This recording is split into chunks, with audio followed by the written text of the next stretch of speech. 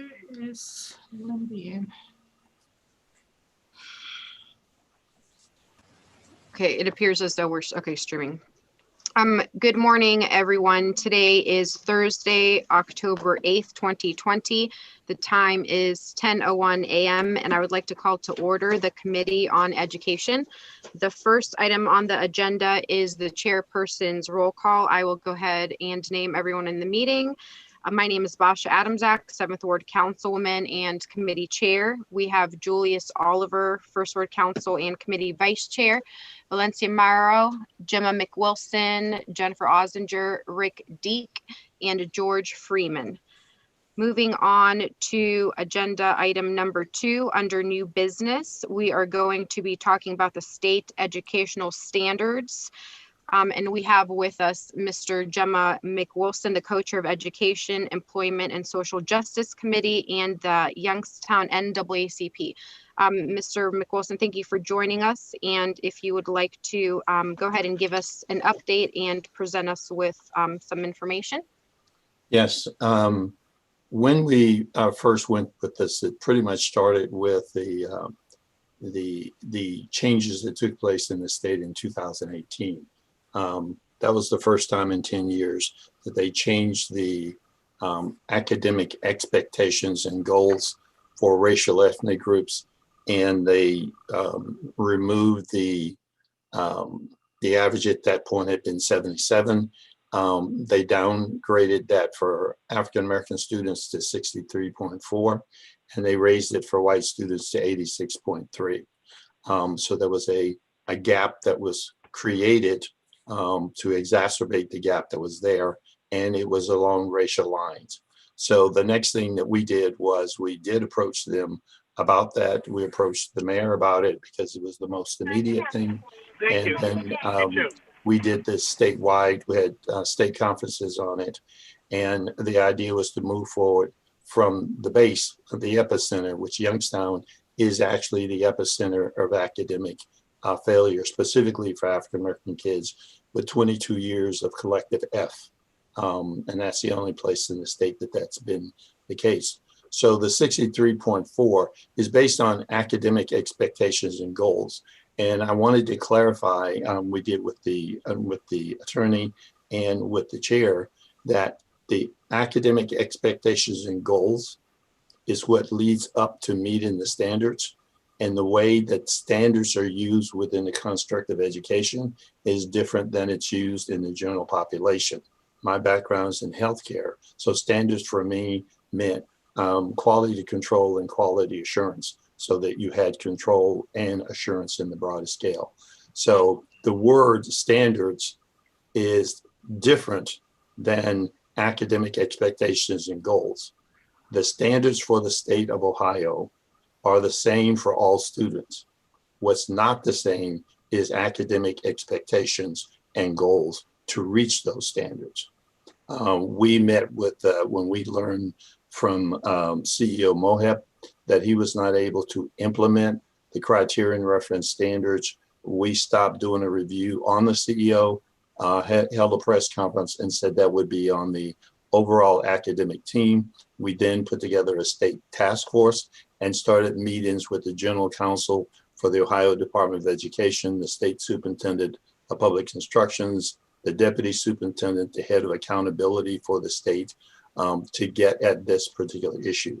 They finally issued through the Academic Distress Commission that all teachers in the city of Youngstown would have to infuse the criterion reference standards by which the state test is done on, is ordered on and mandated on.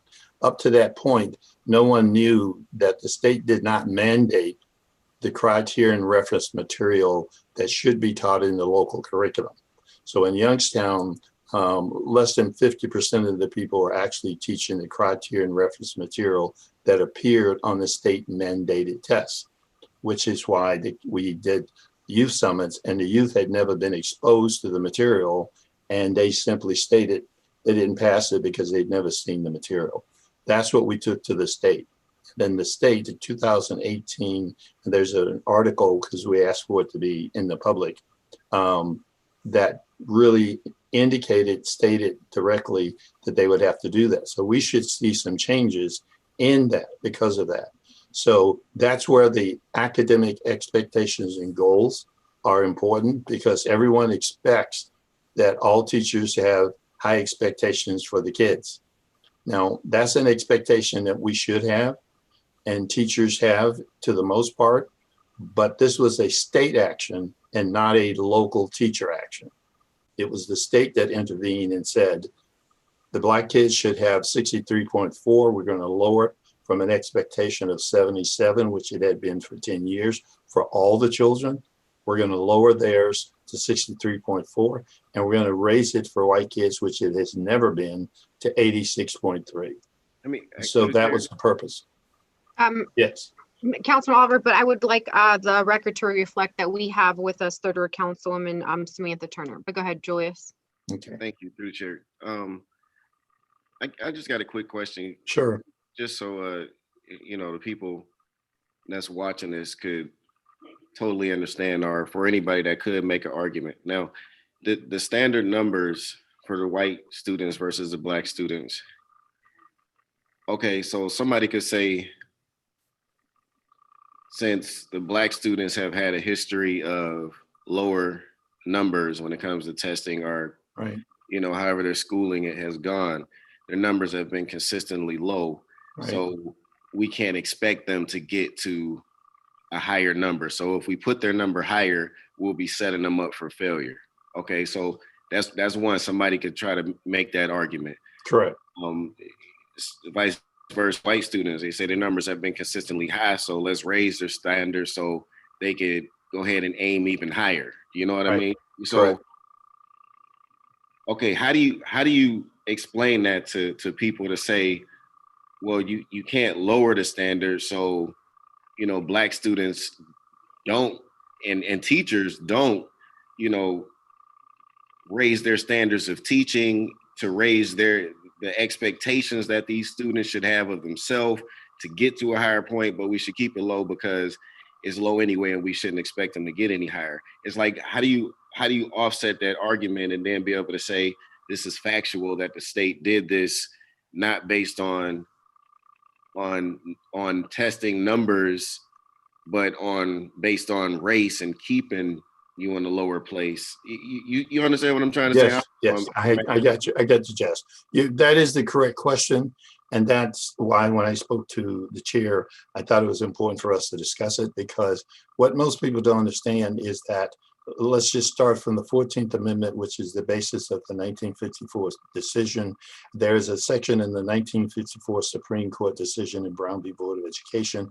It states explicitly, based on a 9-0 vote of the justices, that where the state decides to provide this, it must do so on equal terms. That's actually in the U.S. Supreme Court decision. It's just never cited because people speak to Plessy versus Ferguson and desegregation, and then they went straight to integration. However, the history of Ohio and how it established public education and legally established the gap was that in 1803, when the U.S. Constitution was ratified by the state, it had two things in it. It had an Article 4, Section 1. It had a codification of white male supremacy. And in Article 8, it actually has the exact same language that's in the 13th Amendment, which was 60 years later. There shall be neither slavery nor involuntary servitude in the state of Ohio. However, 1 year later in 1804, they passed Black codes to negate the actual rights that had been given in Article 8 of the Constitution of the year before. Having put those Black codes in place in 1822, 23, and 24, Caleb Atwater in the state legislature advocated for public education funded by tax property. That was specifically for white kids. public education for Black kids did not take place until 6 years later in 1831. And that was a white family, Quaker family, that started a public school specifically for African Americans and other kids that were not included in the white schools.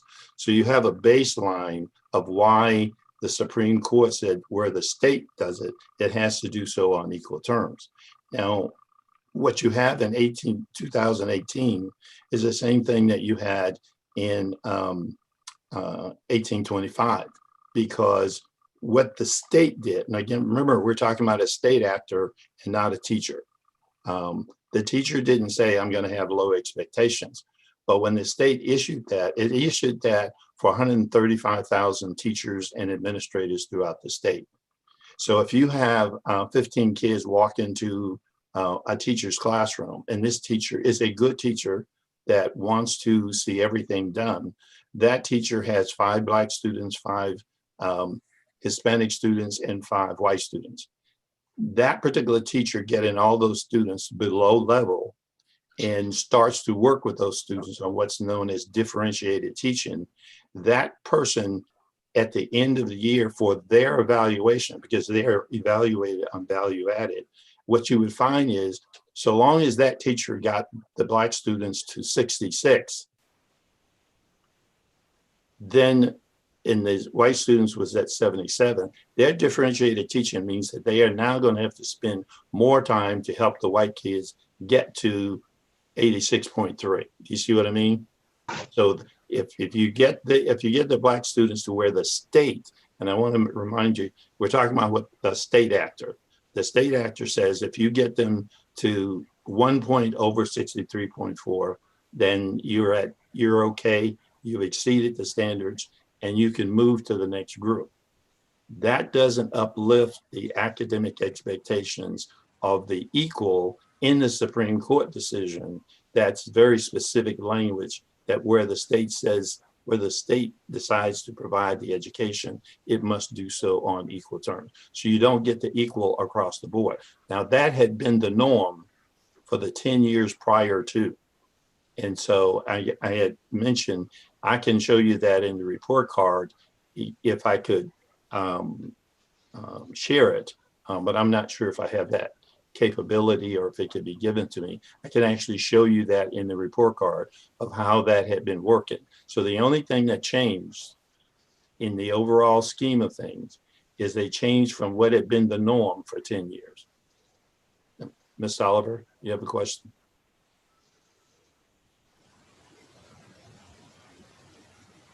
Did you have a follow-up question? No, I was talking to somebody else, but okay, I'm sorry. I did just want you to kind of put that on the record, so any inkling of opinion versus fact right. be kind of X'd out. You know what I mean? It's that this is a fact base, even though most people don't look into it that deep. You know what I mean? They just look at the language and say, "Oh, this seems fair," but they don't understand the history and how things are set in place purposely for diabolical reasons. Exactly. Thank you. I wanted to make sure that not only do you have that, we have the documentation on that, so that it's very clear. And also, it wasn't just people here or the council. I've gone up and down the state meeting with presidents of NAACPs that really didn't understand. And matter of fact, the one person on the state that's a representative on the state board had made this comment, quote, "Are you sure you want Black kids to reach these high standards? Do you think that's fair?" Well, I mean, I was taken aback by that because my question to them is, have you read the 1954 Supreme Court decision? Which they hadn't. So that's a big part of the problem. People haven't read the history. And that's basically the field sociological and anthropological study that I was doing on Youngstown and Ohio. It's from what happened from day one, the first Constitution, the second, the third, the fourth, and actually white male supremacy was not removed from the Constitution of the state of Ohio until 1923. And the last Constitution Convention ratified by the state was in 1912, and that excluded women, and it excluded, quote, the change of removing white male supremacy from the Supreme Court in Article 5, Section 1. So all of those things played in place. And the reason why there was an amendment in 1923 to remove white male supremacy from the Constitution is because women got the right to vote. And so they had to allow white women to run for the state legislature. And I just wanted to also say, to bring everybody up to speed. So last year we had a resolution presented to us that went to committee that was discussed at that time with Mr. Freeman, the committee, and Mr. McWilson. And we agreed upon certain changes that would kind of mirror the proclamation that the mayor did. So what we have in front of us today are both the new resolution and language, which we did speak about changing the word standard to academic expectation and goals, which Mr. Gemma McWilson discussed with us. And then we have the old resolution that if the committee deems that they want to move that forward, and we would have to defeat that. Mr. McWilson, if you could maybe briefly mention, and I know that this resolution is being requested for the state to provide equal standards and, well, rather academic expectation goals for all students. Right. Can you kind of share with us what you are going to be doing with this resolution? Like, how are we going to try to get, to that point to have this change made? Right. Well, there are several things that are going on simultaneously. One of those is that the first thing was to have the local executive committee of the NAACP pass a resolution. That has been done. The second was to go to the mayor about a proclamation. And the reason for that is the mayor had been on a member of the Board of Education. We wanted to make sure that people understood this has been a long-standing process. The third thing that was to take place is to come to City Council for a legislative statement based on your June 20th, 2020 statement in the second paragraph of where structural racism within the construct of employment, education, and health. So we are tying those things together because other cities were doing the same thing. However, tangible action would be at that point, we have, I believe right now, 12 NAACP presidents that are going to be running the campaign statewide and first vice presidents. We have signed within the city of Youngstown. We've already have about 300 citizens that have already signed against this in support of what the mayor did. We want them to do it and say it's in support of what the mayor and city council did in terms of the resolution that was passed, I think June 20th of this year. So we're trying to tie those things together, and that package then would be presented to the all of the NAACP statewide, all of the urban leagues statewide, sororities, fraternities, and to the chair of the Senate Education Committee, the House Assembly Education Committee, the governor, the State Board of Education, so that there is this moment would become a mobilization for a movement. But this is the foundation because Youngstown is the epicenter, has been that for 22 years, which is all documented. So it's moving that entire agenda forward, and this becomes the platform. Thank you, Mr. McWilson. Are there any questions or comments from my colleagues? Julia, Samantha? No, I just want to, thank Mr. McWilson for all his hard work, as well as Mr. Freeman, and let you know I do support your efforts. Thank you. Thank you. We want to make sure you have all the information you need, technically, empirically, and factually, and historically, and constitutionally. Thank you. Mr. Freeman, do you have anything you wanted to share, or did we cover it pretty well? No, ma'am, I believe he's covered it well. Thank you. So if you guys are prepared, then we can move on to unfinished business, which is the original resolution, which is resolution 19-16.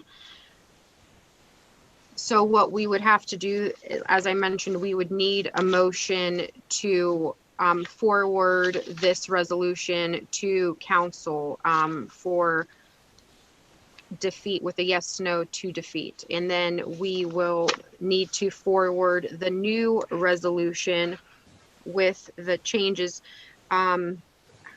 Jeff, okay, Attorney Limbian, I see you're on the line. Does this resolution, I saw that it was emailed, so everything is done and ready to move forward and legally, I mean, it's binding, correct? Yes, Councilwoman, it is completed. The check is the end. Do we have 2020 on that? Yes. Okay, very good. Yes, that could be put into a hard copy and handed to Valencia within the hour. Okay, perfect. So the next item on the agenda is scheduling a next meeting, so that will be announced. I am going to need a motion, but I do have a question. I'm noticing that on the new resolution, I didn't notice a resolution number. I don't know if it needs a resolution number assigned, or V, would there a motion just to be for the law department to draft the legislation? What you have before you is the draft, so it's proposed legislation. It will not get a number until after it actually comes to council for a vote. So your motion would just be to have the committee move it to the law department for a final to be sent up at your next council meeting. Okay, perfect. Okay, well then I will entertain a motion from the committee. I'd like to make a motion to move the resolution 1916 to the council floor to defeat with a yes vote. Second. And I also like to make a motion to place the new resolution, send a new resolution to the law department to be drafted to go before council at our next meeting. Second. Okay. Thank you, everyone, for your time, and I am happy to get this wrapped up and have it be official. I know we've been working on it for a long time, and I appreciate all of your efforts and staying on top of this. Our kids deserve it. Thank you. And if I could entertain a motion to adjourn. Before we adjourn, I want to just say, sorry it took so long. Had to work out a lot of kinks there. It's okay. And motion to adjourn. Second, and we are adjourned at 10:24.